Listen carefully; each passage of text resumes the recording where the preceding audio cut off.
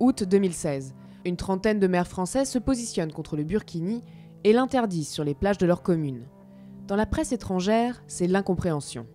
Certains se moquent de la France, comme le journal italien Il Fatto Quotidiano, qui félicite le Premier ministre Manuel Valls d'avoir repoussé l'assaut des djihadistes en uniforme burkini. D'autres, en revanche, s'inquiètent de l'obsession française pour l'islam, comme le média allemand Tageszeitung, qui y voit l'échec de la laïcité à la française et une paranoïa anti-musulman, ou encore le quotidien qatari Al-Sharq, qui considère que l'interdiction renie les valeurs de la France. De leur côté, certains médias de la presse non islamiste du Maghreb condamnent l'autoritarisme français, mais soulignent aussi le caractère particulier de ce vêtement.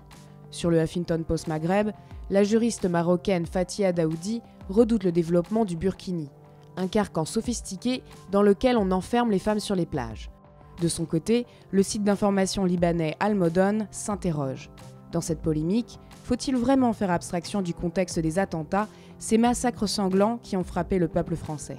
Et c'est aussi ce que souligne le magazine américain Tablet, qui regrette de voir la presse étrangère aussi dure envers la France, rappelant que le pays fait face à un débat qui est difficilement soluble entre les défenseurs de la liberté de religion et ceux qui ont peur de laisser s'étendre l'influence des islamistes. Enfin, pour le média britannique Spiked, cette interdiction est également le signe d'une population aux abois, qui après une série d'attaques terroristes et l'afflux de migrants, ne sait plus très bien ce qu'être français signifie. Pour en savoir plus, retrouvez Courrier International, les Français, ces incompris.